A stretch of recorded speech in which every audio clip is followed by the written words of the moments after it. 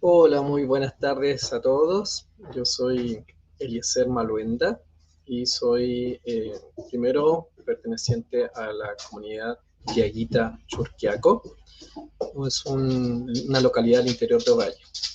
Además de eso, soy médico, me dedico específicamente a la psiquiatría y bueno, hago clases en dos universidades y formando a médicos como también a futuros psiquiatras.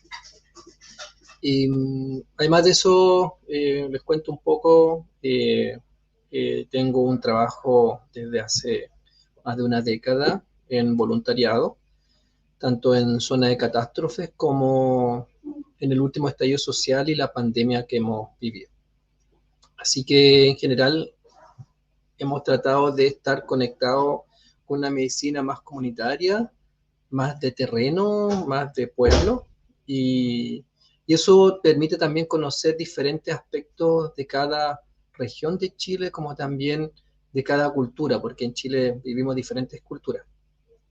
Así que hoy día lo que tenemos preparado, y agradezco mucho la invitación del Museo Violeta Parra, tenemos preparado una presentación, una conversación, un encuentro entre dos culturas, porque yo soy médico occidental, pero por otro lado, soy diaguita.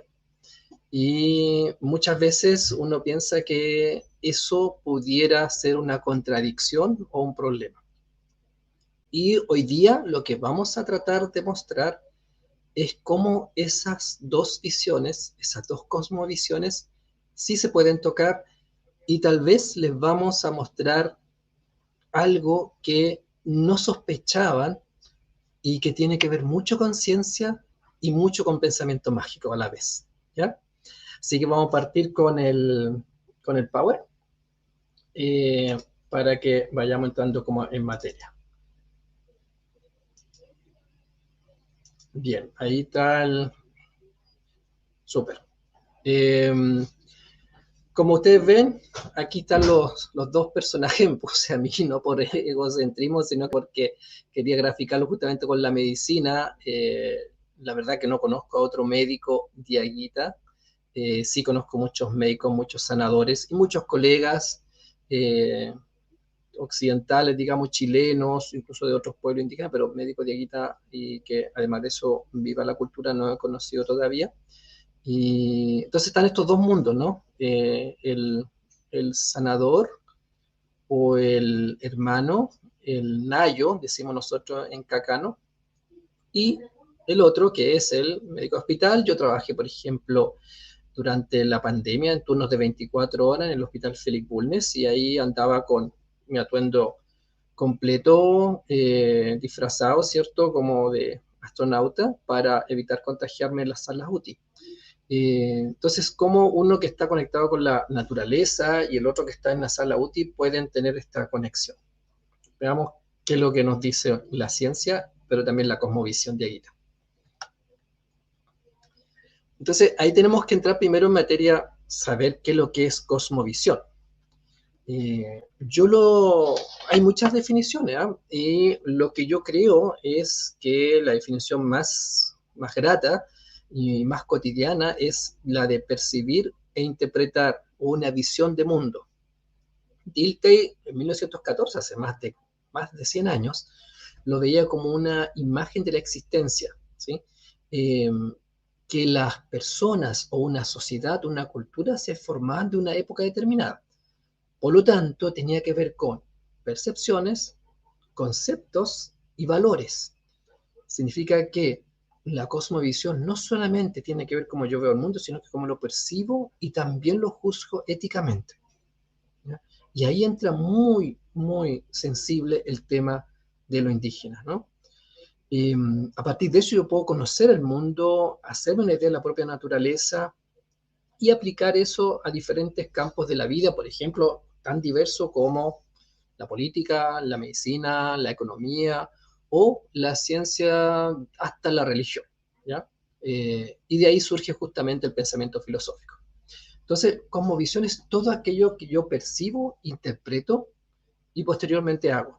¿sí? Es como algo muy amplio y se habla mucho de la cosmovisión indígena, hay que respetar las cosmovisiones, pero en realidad muchas veces desconocemos qué es lo que nos quieren decir con eso.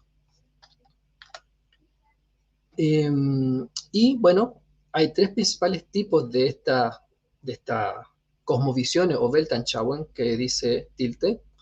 Eh, Dilte es alemán, yo viví 10 años en Alemania, de los 5 hasta los 15 años, mis padres fueron exiliados, mi padre fue preso político, sobrevivió en la carrera de la muerte, y por lo tanto también tengo un acervo cultural alemán, y pareciera entonces que aquí se cruzan ya tres como visiones diferentes, que es la alemana, que obtuve de la infancia, la chilena, que es occidental, pero con su propia forma de ser, y la indígena, ¿no? En el naturalismo, entonces, tiene que ver cómo el humano se ve a sí mismo y como determinado por la naturaleza misma, ¿ya? Mientras que en el idealismo de la libertad, el humano es consciente de su separación de la naturaleza por su libre albedrío, o sea, se pone por fuera de ella. Y en el idealismo objetivo, ahí el individuo es consciente de su armonía con la naturaleza. Pareciera ser que los pueblos indígenas tienen cada vez más presente este idealismo objetivo, ¿ya? Sin embargo, no debemos pensar que esto es una evolución o un tener que evolucionar, son diferentes formas de vivir y de percibir la realidad. Y bueno, ahí hay el padre de la psiquiatría moderna, Carl Jaspers, justamente discute la psicología de las cosmovisiones. Esto fue hace más de 100 años, ¿ya? Y hoy día estamos hablando de las cosmovisiones, la psicología, de cómo relacionarnos con diferentes culturas, y podemos darnos cuenta que estamos en la misma situación que hace 100 años. No vamos a leer toda la diapositiva, lo que les quería mostrar acá son que la cosmovisión tiene que ver con el vivir la vida misma, de cómo yo la siento. Por ejemplo, acá tenemos una foto de el sitio, la necrópolis, el Olivar. No sé si alguien lo ha escuchado. Es uno de los descubrimientos arqueológicos más importantes de la historia de la arqueología en Chile. Así de brutal esto. Y data de su descubrimiento de 1934, por ahí. O sea, es muy antiguo, pero recién en los últimos 10 años ha sido un descubrimiento de la importancia que tiene este sitio, el Olivar. Y es cultura diaguita. Y como ven ahí, es una necrópolis, un cementerio, porque los diaguitas sepultaban, ¿cierto?, a sus seres queridos dentro del lugar donde vivían, debajo de la casa, en el patio, pero fíjense que lo sepultaban junto a camélidos que habían en esa época, y porque eran su espacio, con lo cual convivían a diario, eran sus animales, y por lo tanto esa forma de cosmovisión incluye también la muerte. La muerte no es, por lo tanto, un parar, ¿cierto? Y muchos de nosotros creen justamente en una vida después de la muerte, pero acá es más que eso, es convivir con tus muertos y transformarlos en lo que se llaman ancestros. A diferencia de los muertos desde el mundo occidental, que están en alguna parte o que yo los recuerdo, estos viven con nosotros. Los dieguitas somos ancestros, porque estamos conscientes de ellos y los convivimos a diario. Y es por eso que la necrópolis Olivar, que tanto han defendido las comunidades diaguitas de toda la nación diaguita, que abarca de la tercera región hasta Santiago y Valparaíso, y es tan importante, porque ahí descansan nuestros ancestros. Y por lo tanto sería lo mismo que hoy día alguien se fuera a profanar y a llevarse los muertos del cementerio general, ¿sí? Es como ese nivel, incluso más allá, porque ellos están con nosotros y por lo tanto no son solamente personas que murieron hace 1000 o 2000 años. Entonces, tenemos que el cerebro, junto con este desarrollo de las cosmovisiones, los pensamientos, también va desarrollándose, ¿ya? Y el de Homo sapiens o hombre moderno lleva como más o menos 100.000 años. Por lo tanto, está preparado para ese tipo de pensamiento, para esas creencias y adaptarse exitosamente a la supervivencia. Por lo tanto, la cosmovisión ya no parece ser solamente un pensamiento, sino que es parte de la adaptación a la vida misma, ¿sí? Le permitió al hombre sobrevivir, ¿okay? Y aquí vamos a ver un poco cómo este concepto de ancestría, de ancestralidad, involucra también no solamente el pensamiento, sino que lo genético. Pero ¿qué es lo ancestral? Porque hablamos mucho de lo ancestral, ¿cierto? Este es un pensamiento ancestral, esta medicina ancestral. ¿Y qué es lo que es? Ancestro es simplemente el antepasado directo por parentesco, ya sea por progenitor inmediato o por progenitores de cada uno de ellos. Padres, por lo tanto, madre, padre, o abuelo, bisabuelo, tatarabuelo y así sucesivamente. Por lo tanto, nosotros hablamos mucho, los diaguitas de linaje. En este caso, mi linaje es de Ayaray Cortés. Yo soy Maluenda Muñoz, pero soy Ayaray Cortés por linaje de mis abuelos, donde el, el nombre Ayaray se perdió porque los españoles lo cambiaron para Araya, y Cortés es un nombre que acuñaron los españoles para denominar a indios, ¿cierto?, de su hacienda, de su terreno, y denominarlos a todos en forma común. Por lo tanto, son apellidos indígenas españolizados y que hay mucho en la cuarta región sobre todo. Pero el término también de ancestro es referido a un grupo de antepasados relacionados con un antepasado del cual descienden, o incluso ancestral cultural. Por lo tanto, por ejemplo, un diaguita que no es capaz de demostrar su linaje puede ser ancestral porque adopta la cultura de sus ancestros, ¿sí? Y ahí surge el concepto entonces de familia, clan, tribu, etnia o pueblo, ¿ya? Por lo tanto, el ancestro es genético, pero también es familiar y también es cultural.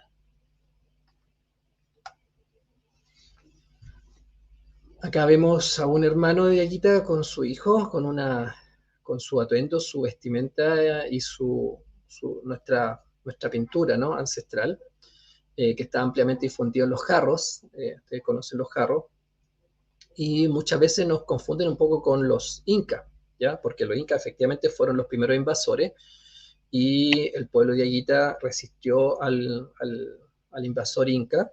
En algunos lugares más que en otros. Ustedes saben que la nación de Yaguita abarcaba desde Valparaíso hasta Copiapó, y después al otro lado de la cordillera, Tucumán, Salto, el antiguo Quilmes, ¿no? Y por lo tanto, los valles Calchaquí, y por lo tanto, habían regiones que no eran conquistadas, y por ejemplo están las famosas guerras Calchaquí que duraron más de 100 años, y que los españoles no pudieron entrar a ese territorio de Yaguita. Por lo tanto, el concepto de que solamente el pueblo mapuche resistió con su valentía, eso es una falta a la probabilidad en la historia de los pueblos ancestrales, cosa que no ha pasado hasta el cansancio, y de hecho hasta 2014 ni siquiera estábamos vivos, supuestamente, estábamos extintos. Ya así lo decían Villalobos, por ejemplo, un famoso historiador. Entonces, ahí aparece entonces la dominación colectiva aplicada a comunidades originarias. Y la mayoría de ellas tiene, por lo tanto, lenguas propias. Y se dice que el cacán, que es nuestro idioma, no existe, y que las palabras que están surgiendo hoy en día serían inventadas. Y vamos a retomar ese concepto un poquito más adelante. ¿Qué es de cierto si esas palabras son inventadas por los actuales diaguitas o no? Bueno, el concepto indio habitualmente es visto como peyorativo. Sin embargo, hay algunos hermanos, por ejemplo, recuerdo el grupo Arakpach, que me gusta mucho. Ellos se denominan indio como algo orgulloso, ¿no? No lo toman como un concepto de esclavitud o peyorativo del español, sino que se autodenominan indios y no tienen ningún problema con eso. Mientras que otros hermanos consideran la palabra indio como algo ofensivo, así que hay que preguntar antes que calificar. Pero lo que sí está claro es que la palabra indígena no tiene nada que ver con indio, sino que está asociado justamente a la ancestralidad, ¿ya? Porque significa gen y la población que estuvo allí, o sea, ancestros que estuvieron allí, ¿sí? Entonces es muy característico de los pueblos ancestrales. Indígena es una palabra fantástica, importada, pero muy buena. Acá vemos algunos pueblos indígenas en el territorio chileno y fíjense, yo les puse, no están todos, pero algunos están reconocidos y otros no. Y algunos de hecho se reconocieron hace pocos meses, como es el pueblo Chango. Por lo tanto, el Diaguita fue el penúltimo en reconocerse, que fue el 2014. O sea, con el primer gobierno de Bachelet fue. O sea, puede que sí que fue antes, ¿no? Pero lo que está claro es que la historia oficial va cambiando. Y eso es muy extraño, porque nosotros estamos acostumbrados a que la historia, una vez que está escrita, es, ¿no? Y resulta que acá hay dos pueblos, Diaguita y Chango, y los afrodescendientes, que sí están siendo reconocidos, posterior a que los historiadores los habían puesto como extintos, ¿sí? Entonces, eso es un tema muy importante porque ya nada parece ser tan arbitrario y es mucho más dinámico. Y las comunidades diaguitas que aparecieron con el reconocimiento hace una década, claramente no empezaron a existir porque la presidenta Bachelet firmó el decreto, estaban de antes. Quiere decir que ese actuar, esa vida diaguita, esa vida indígena, esas comunidades, esos ancianos y esas caciques o mandones, no estaban siendo reconocidas por el Estado. Y así ha sido y sigue siendo con muchos pueblos indígenas del territorio chileno, ¿ya? Entonces, es un tema para darle una vuelta. Tenemos indígenas que hasta el día de hoy en Chile no han sido reconocidos y que siguen sus tradiciones, su idioma, su vestimenta y sus ritos. ¿Qué dice el convenio OIT? Ayer nomás, antes de ayer, pasé con mis hijos por delante de la OIT que queda ahí al frente del Parque Bicentenario. Y es un tremendo edificio, me llama la atención, wow, qué tremendo. Y resulta que uno se da cuenta que los pueblos indígenas tuvieron que ser integrados en un convenio que tiene que ver con el trabajo. Pareciera entonces que no hay un organismo internacional de peso que esté velando por los quehaceres y la protección de los pueblos indígenas que claramente siempre están en desmedro. De hecho, hoy día, por ejemplo, ser mujer indígena y defensora ambiental es de alto riesgo de vida, ¿ya?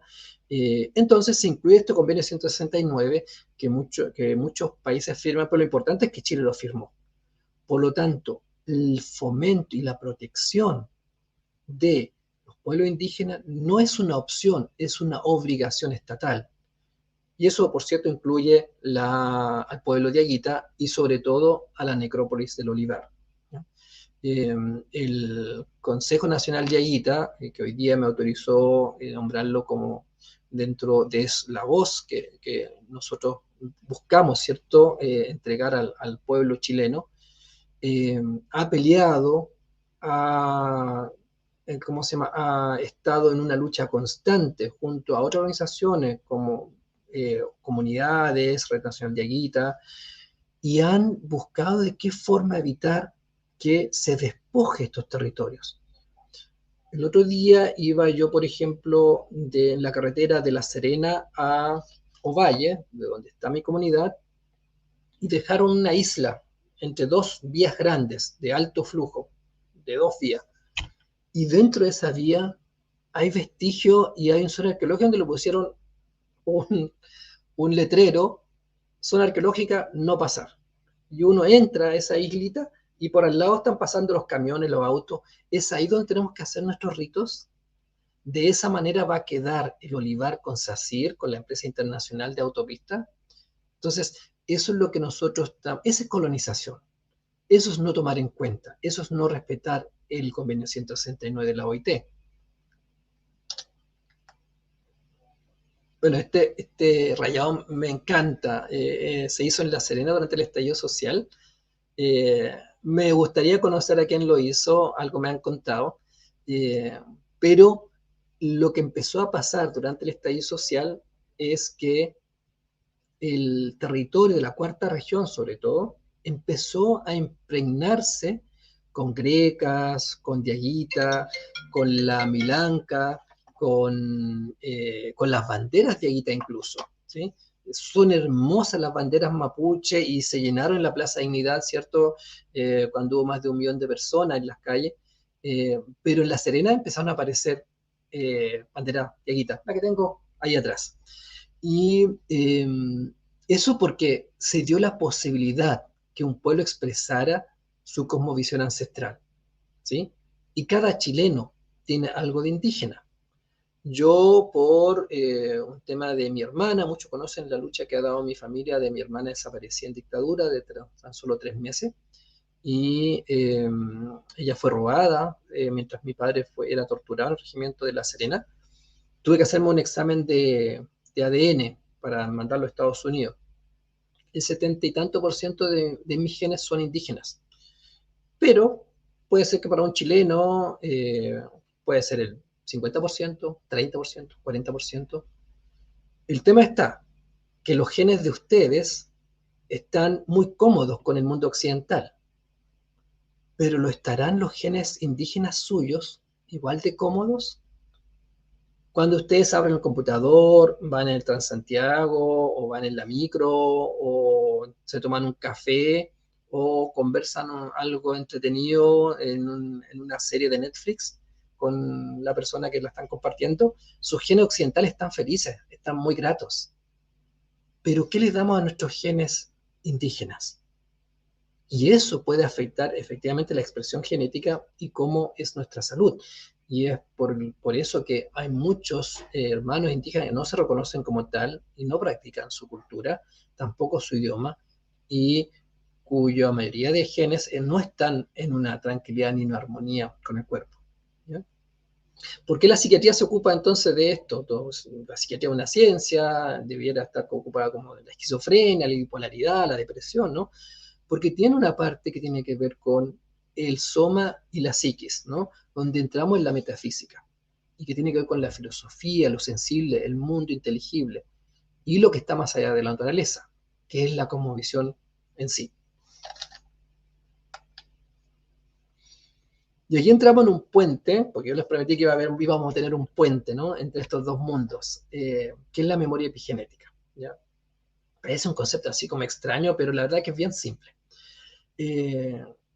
La epigenética es el estudio de los mecanismos que regulan la expresión de los genes. Ustedes saben que yo tengo genes para ser moreno, tengo genes para mi pelo oscuro, tengo genes para mis ojos café, y todo está expresado en genes. No hay nada que no esté expresado en genes. Pero se ha reconocido que los factores ambientales, o sea, lo que me pasa por fuera de mi cuerpo, influye en qué genes se expresan y cuáles no. Por ejemplo, algo tan simple. Si estoy al lado viviendo en una plaza o cerca de una plaza de plátanos orientales, voy a expresar mis genes de alergia a los plátanos orientales. En cambio, si a lo mejor si vivo en Calama, donde hay pocos árboles, ni siquiera voy a saber que soy alérgico. Así de brutal funciona de repente el ambiente que uno de repente minimiza. Y si bien hay hartas cosas ahí que no vamos a entrar en detalle, hay hartas cosas que influyen sobre esa expresión, se ha visto, ojo, que lo que más influye son cosas tan cotidianas como la comunidad, la pobreza, la desnutrición, la marginación. ¿Les suena conocido estas palabras? ¿Tienen que ver con lo indígena? Parece que sí, ¿no? Que es justamente lo que estábamos discutiendo, lo que aparece en las noticias, que son las comunidades indígenas las que son más vulnerables a la pobreza, la desnutrición y la marginación. Eh, la Patricia Joseph Bravo, una investigadora de la UNAM, ella dice que los cambios epigenéticos ocurren a consecuencia de señales del medio ambiente y hormonales, ¿no? No todo es gen, parece entonces. Brian y Kerry, ellos estudiaron harto el tema de la epigenética y lo estudiaron a lo que más nos gusta a nosotros los médicos, con ratones. Cuando algo nos ponen con un estudio con ratones, ahí estamos felices porque, no, esto sí es serio, este sí es científico, no, esto no es una cosa chamánica, ¿ya? Y por lo tanto, nos encanta que las cosas se hagan con estudios así como de ese tipo, ¿ya? Donde podamos medir todo. Bueno, les voy a mostrar acá. Acá está el estudio que ellos hicieron. Bueno, ella es mi madre y ella se llama Silvia, es matriarca de nuestra comunidad de Churquiaco, también reconocida como una de las lideresas del Valle Limarí, y ella teje con cactus, que le enseñó su abuela, y a su vez la abuela y la abuela. Porque hay cosas que se enseñan de madre a hija, y hay otras cosas que se enseñan de abuela a hija. Y es esa particularidad, y creo que se da en todas las culturas, no solamente en los pueblos indígenas, pero en los pueblos indígenas se nota más fuerte, porque la abuela tiene un concepto matriarcal, que es muy potente en nuestro pueblo. ¿Ya? Lo matriarcal, porque estamos muy ligados a la luna con sus fases y sus diferentes estadios que nos van indicando en qué momento son las siembras, por ejemplo. Bueno, aquí volvamos al estudio. Resulta que estudiaron a los ratoncitos y tenemos un ratoncito que le pusieron el olor al cerezo. Y todos conocen el olor al cerezo. Entonces, si fijan abajo, mientras olía el cerezo, le pusieron descarga eléctrico a ese pobre ratoncito. Y evidentemente, al poco andar, el ratoncito, algunos lo pueden recordar a Pavlov, aprendió que el olor al cerezo era dolor y estrés, ¿sí? Por lo tanto, al poco tiempo andar, después ya ni siquiera era necesario producirle dolor o electricidad, sino que bastaba con mostrarle el olor al cerezo y el ratoncito empezaba a tener conductas de miedo y de huida. Hasta ahí todo bien, ¿cierto? Eso como suena lógico. Bueno, resulta que dejaron tranquilo al ratoncito, dejaron que se enamorara, tuvo hijos con otra ratoncita, y nadie molestó nunca más al ratoncito ni a su cría. Pero le mostraban olor cerezo al ratoncito y sin haber descarga tenía miedo. Es más, le mostraban el olor del cerezo al nieto de este ratoncito y tenía miedo. Entonces uno dice, pero un momento, ¿cómo? Si cuando la ratoncita estaba embarazada ya no la estaban molestando. No había posibilidad que empezaran a aprender que el cerezo era temor. Menos aún los nietos, eso ya es más extraño. Entonces, algo parece que se registra en nuestra ADN que aprende cosas nuevas, la incluye en el genoma y es capaz de heredarlo a los hijos y a los nietos. Son recuerdos heredados. Y ahí uno dice, oye, entonces a lo mejor cuando una machi, una maichicúa, vamos a ver un video de la maichicúa, retoma, dicen que tienen sabiduría instantánea, ¿no? Y los médicos son bastante incrédulos de eso, y los que son como más abiertos en realidad como que lo sienten como algo bien entretenido, ¿no? Eh, Dan espaldarazo, pero no lo ponen como ciencia. Eso no es científico, eso es una creencia, ¿sí? Interesante, ¿no? Algunos incluso en la ruca mapuche bailarán alrededor del el canelo, ¿cierto? Como una cosa de entretención, de intercultural y compartir. Pero resulta que la misma ciencia occidental nos está diciendo que hay algo más que no sabemos. Y bueno, y estos estudios ahí quedan en el olvido y no son incorporados a los estudios de las carreras de medicina. Yo hago docencia y me consta que mis alumnos no lo conocen, yo se lo enseño. Entonces, cuando alguien evoca una palabra diaguita, cacana sería en este caso, ¿será invento?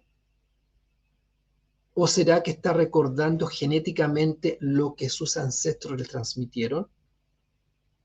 Entonces, no califiquemos de antemano el conocimiento indígena como algo que es casi como una fe religiosa, ¿no?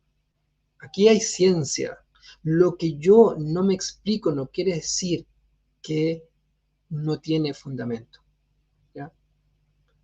Esto es solamente, con esto quiero ser súper claro, no quiero decir que todo lo que nosotros practicamos en nuestra cosmovisión indígena se pueda explicar por este conocimiento de la epigenética, pero sí es un puente para que, porque al occidental le gusta que hablen su idioma, y ojalá que yo esté con una corbata y no mi vilcha, ¿no? Cuando presento en un congreso. Les parecería a todos raro y probablemente restaría mucho público si yo llegara con mi pintura facial. Entonces les gusta hablar el mismo idioma. Y no podemos ser exentos de eso, no podemos cegarnos a eso. Acá hay un puente que podemos mostrar, efectivamente, hay algo que tú desconoces y que tenemos que investigar y conocer los dos. Porque es esa unidad, ¿cierto?, la que va a permitir que los pacientes, que las personas, ni siquiera pacientes, que buscan sanación, tengan un mayor conocimiento y que sea integrado. Bueno, mi madre sobrevivió el COVID, ella estuvo intubada durante varias semanas y ayer viene llegando de un viaje, de un matrimonio de una sobrina en Iquique, que la invitó. Así que estamos muy contentos de tenerla de vuelta y que pueda seguir dándonos sus conocimientos a las generaciones. Este es un taller que hizo acá en Santiago, ¿eh? Llegó mucha gente de su trabajo de tejido en cactus. Son espinas, hay que cultivar las espinas, saber cómo quemarlas, prepararlas, y después tiene una técnica especial cómo se teje. Y bueno, tenemos entonces el arte del sanar diaguita. Y ahí tenemos diferentes tipos de, ¿cómo podríamos decirlo?, oficio. Desde el compositor de hueso, el practicante, le dicen algunos, ¿no? El yerbatero o yerbatera, que es el que hace efectivamente la sanación a través de las hierbas.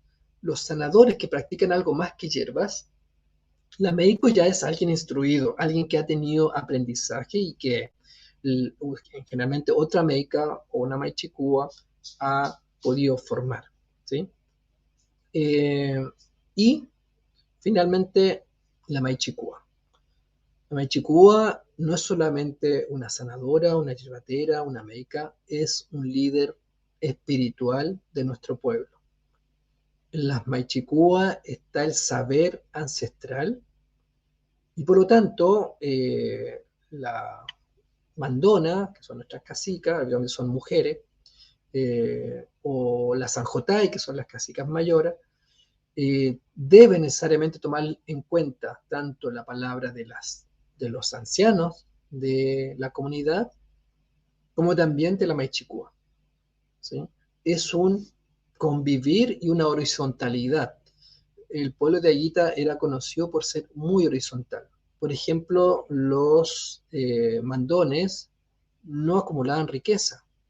No era visto que un cacique, digamos, de Aguita, tuviera la mejor casa o que tuviera privilegios en su comunidad. Eso lo empezaron a imponer el invasor inca, y por eso que se opuso también el pueblo de Aguita al invasor inca. y después lo impuso y lo continuó el invasor español. Entonces, el concepto Maichikúa es una líder espiritual con un saber ancestral, ¿sí? Y que efectivamente es una autoridad, entonces, ancestral yaguita. Acá tenemos, ahí estoy yo en una ceremonia, y se fijan, ahí estoy con la Maichikúa, la vamos a conocer un ratito más, y tenemos diferentes formas de sanar. Está y ahí quiero hacer también un hincapié, que muchas veces eh, nos homologan técnicas que son ancestrales y milenarias, que tienen muchos pueblos, pero que cada pueblo las hace a su manera. Y de repente nos ponen nombres occidentales a cosas que son nuestras, que son diaguitas. Por ejemplo, el sobajeo. Suena feo de repente el sobajeo en chileno, pero el sobajeo no, lo homologan como al masaje, pero no es masaje. Tiene otra forma, se hace de una cierta manera, se hace a cierta hora y se hace sobre cierta cubierta y no otra, ciertos cueros y no otro, ¿sí? Lo mismo con las piedras, el cuarzo, por ejemplo, ¿sí? Imanes. Uno podría decir, la técnica del imán. Es que no es eso, porque va mucho más allá, porque es propio de nuestro pueblo y por tanto tiene cierto rito y se hace de cierta manera. Porque así, no porque sea, a alguien se le ocurra, porque así se ha transmitido de generación en generación.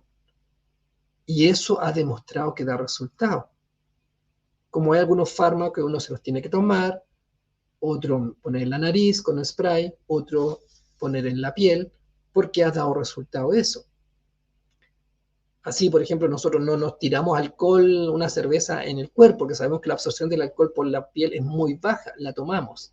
De esa manera también cada una de las técnicas de sanar diaquita se hace de cierta manera, ¿ya? Y por lo tanto, ahí tenemos las hierbas que hoy día están en peligro. Y ahí quiero dar un dato no menor. El Ministerio de Salud de Chile, a la fecha, tiene 100, más o menos 100, un poquito más, 116 parece que son, hierbas reconocidas con un efecto clínico. 100. No creo que ninguno de nosotros conozca 100, a menos que tengamos un hierbatero dentro del público. Y de esos, 50 hierbas tienen un efecto clínico comprobado que es similar a fármaco. Y mis estudiantes de medicina no conocen ni siquiera 5 hierbas. Y el MinSal lo dice, no lo estamos diciendo los pueblos indígenas, lo está diciendo el Ministerio de Salud de Chile. ¿Y por qué no se enseña entonces la hierbatería en las universidades? ¿Por qué nuestros médicos no salen formados con hierbas si son estas 50, no pido más, tan efectivas como algunos fármacos? ¿Por qué los gringos se llevan el matico para tratar las cicatrices y las grietas del pezón en la lactancia materna? Y aquí los médicos cirujanos, muchos lo ven como una forma incluso de infectarse la herida, ¿no? Entonces, esa es la pregunta que nosotros ni siquiera estamos valorando lo que la misma ciencia dice, o la ciencia lo toma pero lo deja escondido, ¿sí? Pareciera entonces como que no es ciencia. Y bueno, está la introspección, meditación, dicen algunos, los olores, ¿sí? La friega y los baños, y rituales de sanación propia, ¿ya? Los rituales son muy importantes, todos ustedes conocen algo de los rituales mapuches, por ejemplo, pero el pueblo de Haití tiene sus propios rituales y por lo tanto se hacen de cierta manera y sirven para ciertas cosas y no otras, ¿ya? Muy conocido, por ejemplo, el mal de ojo. Entonces alguien dice, no, pero el mal de ojo todo el mundo sabe que es una creencia. Oye, volvamos entonces a la memoria epigenética, volvamos a las hierbas, qué es lo que está pasando con eso, ¿ya? No miremos a huevo, podríamos decir en chilenismo, ¿no? Lo que estoy observando y lo que ha dado resultado. Sin duda que tiene que haber puentes para compartir las informaciones y que esa información sea la mejor. Y puse en letras grandes que la cosmovisión de Agita del sanar es sanar en el hacer. ¿Qué significa eso? Que para un diaguita que vive la vida indígena sería imposible hacer algo que no quisiera, eh, que le obligan a tomar una profesión que no le agrada, que no esté viviendo en un lugar que quiere vivir. Porque cuando yo hago lo que yo deseo hacer, estoy sanando. A mí me encanta ser médico, me encanta enseñar, me encanta ver a mis pacientes. Lo digo que en el hospital me pagan por pasarla bien. Eh, y eso es sanar. Nuestra Maichicúa, que me está ahí haciendo unos símbolos que le van evocando en el contacto conmigo, porque a otros hermanos le hizo otros símbolos, está sanando al sanar, porque es sanadora. El hermano Osvaldo, que es un amigo mío muy querido, que lo conocí aquí en Santiago, de Aguita, y que se fue a vivir a La Serena porque sentía que tenía que estar allá, él está sanando.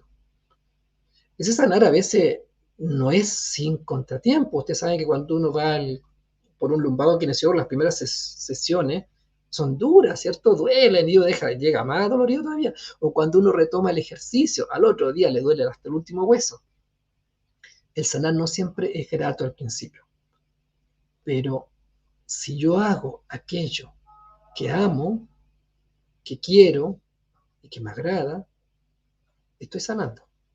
Y eso va muy relacionado con un concepto occidental de la medicina psicosomática, que ha estudiado cómo la angustia crónica, el estrés crónico, por ejemplo, de hacer algo que a uno no le gusta, un trabajo, por ejemplo, va dañando a través del estrés el cuerpo.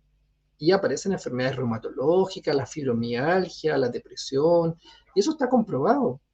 Entonces, nuevamente tenemos puentes donde dos conocimientos llegan a la misma conclusión, porque la verdad al final es una sola, solamente se hace de una forma diferente.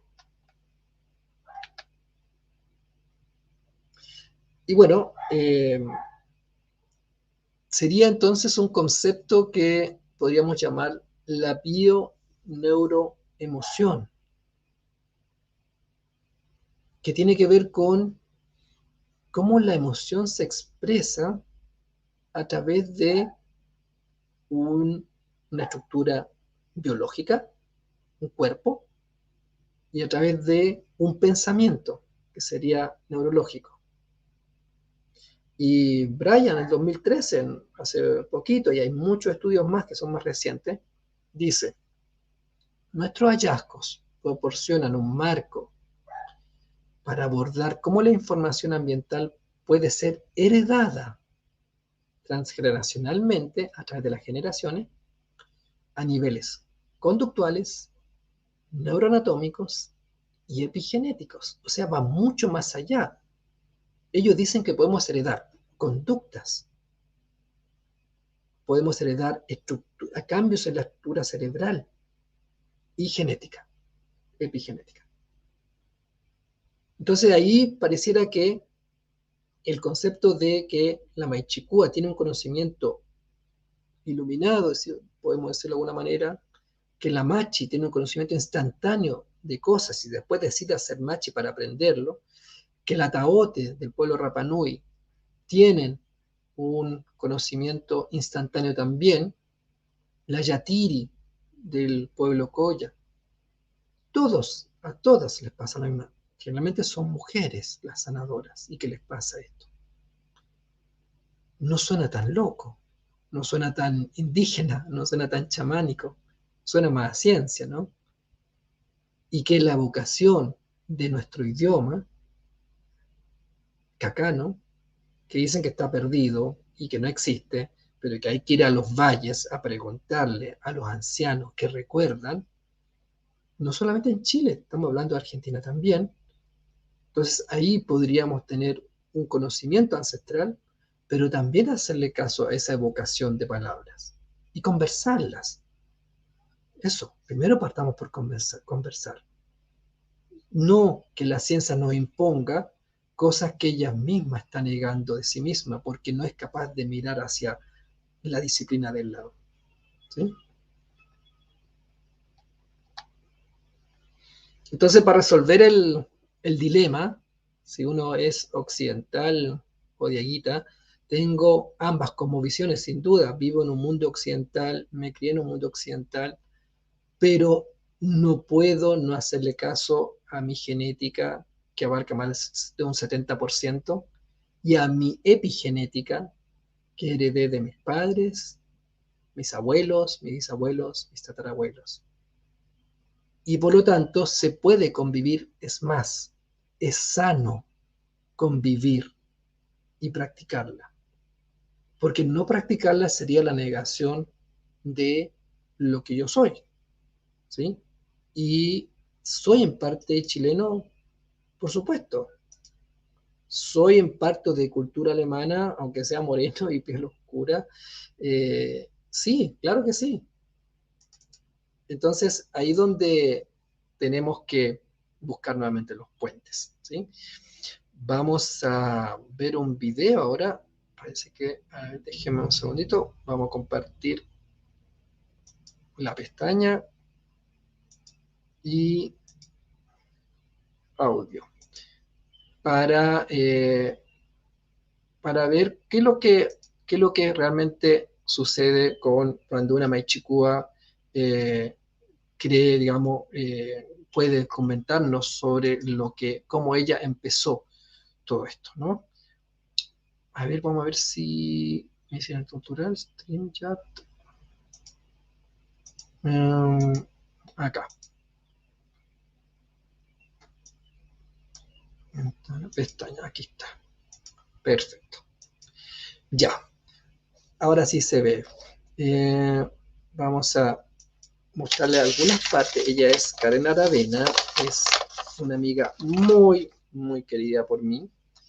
Eh, y ella es Maichikua de nuestro pueblo. Ella vive en Copiapó y tiene un trabajo muy de harto año y muy rico sobre todo porque la traje hoy día por la experiencia que tiene con los hospitales y el personal de salud. Escuchemos un poquito lo que nos dice de la cosmovisión. Así de los 5 años, cuando uno nace, la eligen. Y entre todas las que eligieron, las abuelitas, por ejemplo, ya nace una niña. Ya. No los niños, niñas. Sí, nace una niña. Ya, y la niña viene y van todas las viejitas, la mujer que tuvo la voz tiene que ir donde todas las viejitas. Ya. Las viejitas la desnudan y la agarran de los pies. Ya. La dejan colgando. Y le ven y dicen, oye, Dios la bendiga, que le vaya muy bien, que tenga mucha fortuna, ¿cierto? Ya. Solamente 2 primos hemos sido como bendecidos distintos. Entonces, cuando nací yo, mi mamá me llevó. Y cuando me levantaron, yo tengo unas marcas en la cola. Yeah. 2 estrellas. Uh-huh. Entonces, decían, ¿cómo dijo la mujer? Decían que de la grande. ¿Qué podría haber sido? Podría haber sido muy mala. Muy mala, como si una yo quería ser la mala, iba a ser muy mala. Pero si iba a ser buena, iba a ser muy buena. Yeah. Entonces, eso con el camino que te van enseñando, te enseñan las plantas, la vida, la naturaleza y existir en el ecosistema, porque la idea es que tú vives en el sistema, claro, pero no del ser humano. Estamos hablando del sistema natural, uh-huh, el que vino antes que todo el mundo y el ser humano. En la Tierra. Y como la Tierra tiene una vida y un núcleo natural como las células del cuerpo, nosotros solamente somos visitas de la Tierra. Entonces, las abuelas después te van enseñando, pero todas tienen dones diferentes. Uh-huh. Entonces te van enseñando diferentes cualidades que no te vean qué cualidad es la tuya. Tuve la mala fortuna, no. La fortuna... Bueno, ahí nos habla la Maichikua, ella es Maichikua del Consejo Nacional de Aguita.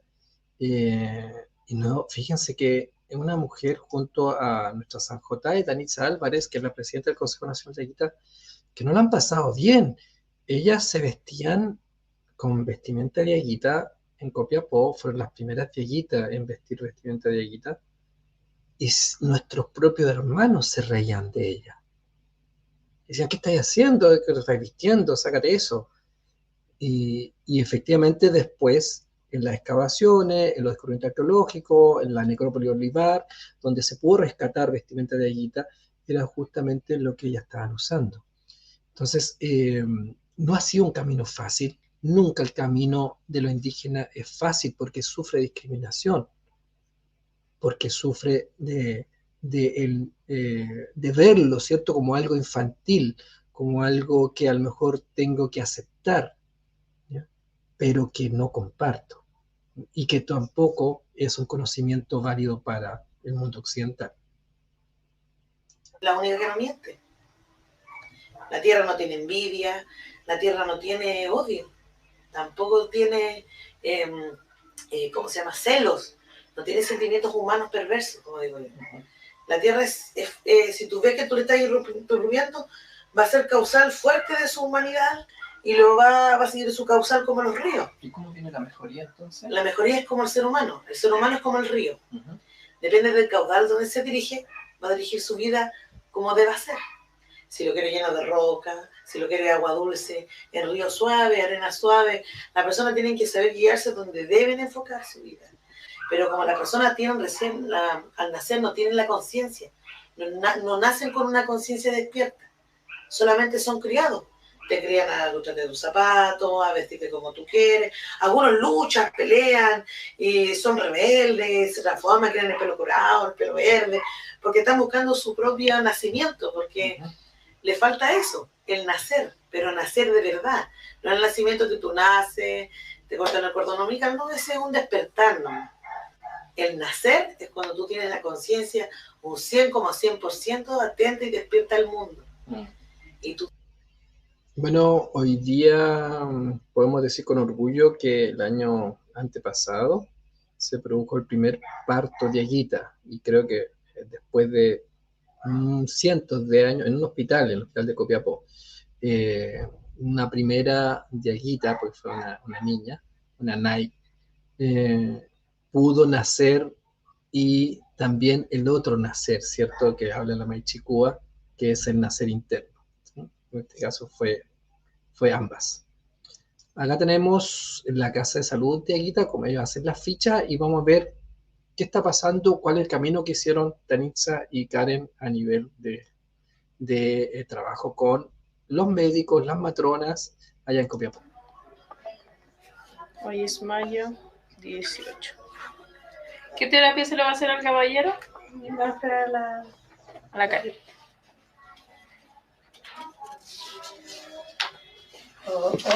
Ahí está. Luego de un acto realizado por representantes de los pueblos Coya y Diaguita, simbolizando un nuevo año indígena y además una bendición al concretado proyecto, autoridades del sector salud y representantes de los pueblos originarios de Atacama sellaron un importante hito ligado a la medicina ancestral. Este es el inicio formal de la incorporación de técnicas de la medicina originaria en la atención de salud de usuarios y funcionarios del Hospital Regional de Copiapó, experiencia que ha tenido importantes logros en el Hospital Provincial del Huasco de Vallenar y que luego de varios meses de trabajo toma forma en el principal recinto hospitalario de Atacama. Bueno, el único lugar que yo vi medicina intercultural fue en el hospital de Rapa Nui, y conocí ahí a Lori, que es taote del pueblo de Rapa Nui, y ellos trabajan en el hospital, tienen un box asignado, habilitado para ellos, no es una ruca afuera, ¿no? Y ellos pueden derivar al médico chileno y el médico chileno derivarle a ellos. Es una horizontalidad. La medicina intercultural, me parece excelente que haya rucas, que haya lugares de sanación, debe haber un ambiente especial, totalmente de acuerdo con eso, pero no es instalar una ruca fuera del hospital. Eso no es medicina intercultural, para que vayan todos los pacientes que quisieran ir. No, es el chileno, el médico chileno puede usar la medicina intercultural y al revés, en igualdad de condiciones. Bueno, estamos terminando ya con la presentación y les voy a mostrar una última cosa que es muy importante de lo que pasó con los médicos y las matronas que recibieron. Que era una alumna, como se dice. ¿Y cómo cree usted que sea la recepción de los médicos, de las enfermeras? A veces las personas lo rechazan un poco, pero como también empezamos a trabajar con ellos mismos, porque hicimos un curso de la medicina ancestral a través de los paramédicos, doctores, claro, jefes de área, para poder ellos que canalizaran y atendieran a las personas con un amor distinto. Y la paciencia y no se metieran tanto en el sistema en perder el amor del ser humano. Un taller de autocuidado. Se lo hicimos al servicio de salud de acá. O sea, con ellos mismos. Sí, ellos no. Así que es ancestral de ese país. Por lo cual es ancestral. Entonces la línea es la misma, ¿no? Porque es antiguo, es de los ancestros. Sino que acá la Mechicúa nos está contando que lo occidental es ancestral también, porque tiene un acervo cultural que fue instalando sobre los conocimientos de europeos, de españoles, antes los indoeuropeos y previamente la humanidad que emigró de África a Europa. Por lo tanto, la construcción de la medicina occidental también es ancestral, solamente que no lo han visto como tal. Así que eso quería hoy día mostrarles. Quería mostrarles que la medicina indígena tiene sus propios ritos, sus costumbres, y que muchas veces no tenemos explicación cómo sana. Pero hay otro conocimiento que ya está en la ciencia occidental y que no es usado para validar nuestra medicina. Así que yo me declaro absolutamente aprendiz de nuestra medicina diaguita, tengo mucho que aprender todavía y espero que mi amiga, mi autoridad ancestral, la Maichicúa y la Sanjotay y Danisa me vayan guiando en ese camino. Como ven, nosotros usamos la vilcha en el cuello cuando estamos con amigos y queremos parlamentar, y la usamos en la frente cuando vamos a discutir o cuando ya se acabaron las palabras y hay que ir a pelear, ¿ya? Hoy día, evidentemente, quise compartirlo con amigos, con la vilcha en el cuello y mandarles el saludo de todo el Consejo Nacional de Diaguita a todos ustedes los que están escuchando y agradecerle este espacio al museo por tener un momento de detenerse en esta cosa del conflicto indígena tan a diario, pero tan poco comprendido cuál es su trasfondo, ¿sí? Así que muchas gracias a todos y espero encontrar una segunda oportunidad.